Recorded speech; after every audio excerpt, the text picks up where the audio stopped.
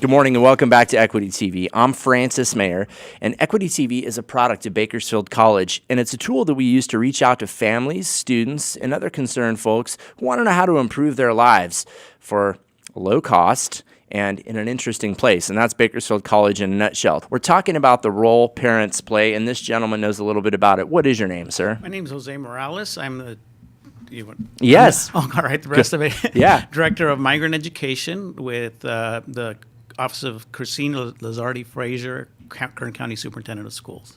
Migrant education. Now, this provides not just challenges to like statistics keeping for the high school district, because I know it does, but how hard is it to be a migrant? Well, it's very hard. That's the reason our program exists. We're here to provide after school, Saturday school, any type of extended study that you can think of, so to help them with their learning loss. When you say learning loss, talk about that a little bit. Yeah. And I'm gonna move your mic up. If you could move your mic closer to your mouth, Closer to my mouth, I can do Don't that. be afraid. Okay. It's strong, and it doesn't belong to us. So if you break it, you're fine. Yeah. Well, because they have constant moves or moves that disrupt their schooling. Because they're following the harvest schedule. The parents are working in agriculture, so they're following seasonal or temporary work, and so the students don't they have breaks in their education, so they can get behind. So we try to make sure that we do anything we can to help them with their learning with that loss, and so that they can reach the same standards that all students reach. And do you ever come across, no, I know you do. You must come across gems, like Ivy League candidates sometimes, where you're like, gosh, if we could only keep you in the same doggone school for a year, right? Yeah, and sometimes we do. I mean, not always, but that's what I'm saying. We have some. But rather than pick examples, I think the important thing to remember is that all parents want their kids to do well. What they need is the tools to help them. And students, my parents, for example, they both migrated from Mexico. My dad came as a bracero, and my mom worked in agriculture, and so did all of my brothers and sisters. What is a bracero? Okay, sorry. The bracero was like a guest worker program back during the war. Actually, it was World War II, and my father came during the Korean War, and so they needed laborers, and they would come and they would work because there was a labor shortage. And it's kind of funny that one of the spoils of war, as it were, and wars are very tragic and terrible, but women got to come into the workplace during that same time. The bracero program was there, and it led to some immigration. So yeah, it's a good. It's absolutely good. And the thing about it, though, is like my parents, they neither one went past the third grade, but they always knew that education was the way to go. And my father, I like to say he was ahead of his time. He always said, it's more important for women to get an education than men. Yes, because in his point of view, back in when men there were a lot more jobs that men could do using their hands and hard labor. There weren't those for women, and his way of thinking was, if the women have their own education, they can provide for themselves. They're never going to be stuck with somebody they don't want to be. So the idea was they get educated, they move on, and they're going to be better off. Their whole family will be better off. So. Well, absolutely, because if a woman is subjugated, and this isn't necessarily, actually, it is still a current topic, because if a woman is subjugated and prevented from developing her own skills and way to support herself, then maybe she will stay in a relationship that's not good for her or her children. But if she has a skill set and a way to earn, possibly, and even today most likely out-earn her husband, then maybe he's going to treat her a little differently. Maybe you do have equal say, right? Exactly, and that's it was good. The thing about it, and so they knew that it was important to go on and for us to get education, but they didn't really know the ins and outs. They didn't know how to make it happen. How to make it happen. They knew they were supposed to be involved, and they were.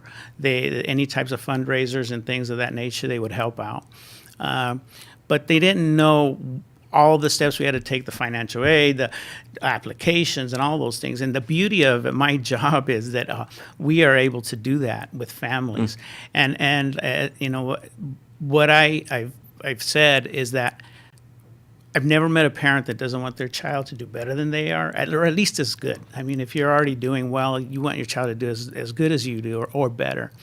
The key comes from the tools. So we provide programs, educational. It's not just for the students. I mentioned the after-school extended study, but we also have workshops, training for parents on how to navigate the education system, how to communicate with the school system, even if they don't speak the language.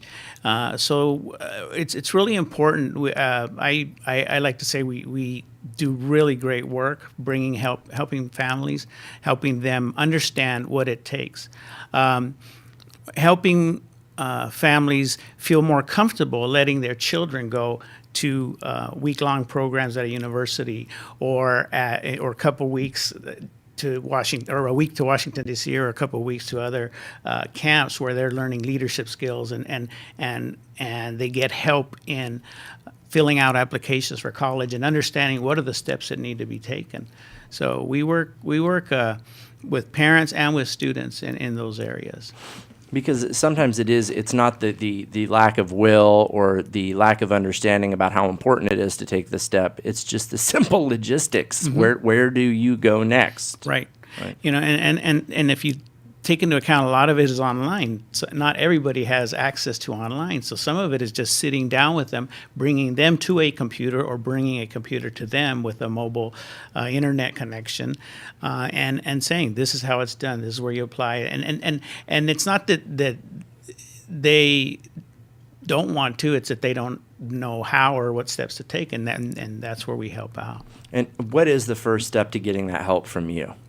Well, or your office? Well, we have actually, they need to be qualified, so they have to meet the criteria, have moved within the last 3 years in search of work in agriculture or temporary fishing. And around here, there isn't much fishing, but that's part of the law. And they have to have an... Well, anyway, those are the basic. That's the basic criteria. So once they are qualified, then we assess them, or we use the school assessments that are in place and figure out what is it that they need and help them in that area. And we also we have another thing it's a national 1-800 number that families can call. It's I have to do it in Spanish because do it in Spanish. 1-800-234-88. Sorry, 1-800-234-8847. So there we go. All right, very good. Because actually, it's funny because we've done this on the Spanish radio. We go. One of the things that we do, we go out to the field. They have like a bring lunch to your office, except we go out to the fields, and so we do the same type of thing. So I learned the jingle kind of in my head in Spanish. So that's but that's no, and I think that when people see people like myself who work in an air conditioned office, and I get home from work and I'm like, I need a cocktail, I'm exhausted, right? And I'll tell you what, I should be embarrassed, because those folks have energy at the end of their workday. That is working work. Yeah. Right there. Yeah, it is. And that's the thing growing up. You see my parents, they would work both really hard. My dad, as I said, he came as a bracero, so he ended up getting a job in the railroad eventually, and my mom worked in the fields. But after school, my dad would mow lawns, we'd cut down trees, and I mean, I'd go with him and help him with those things. And so you'll never be the man he was. No, not and at all. You're okay with that. No, I'm definitely okay with that. And that's the nice thing, that when it's wonderful to see the smile on their face, the pride that they have in their children, that they were able to accomplish that through hard work and wonderful work ethic. So I'm sure that your success has brought them a lot of comfort and pride, and that is awesome. So there are programs to help you if you are in a migrant situation. Don't let the interruptions hold you back, because there are people like you out there to help. And we thank you for being on the show today. Thank you very much. Thank you. We're going to wrap up today's show with one of the ultimate success stories in education. I'm sure this guy says it at least once a week. In fact, we're going to ask him when he comes on how many times a week he mentions that he went to Harvard. Not only went to Harvard, but graduated. That's coming up next on Equity TV. Don't go anywhere.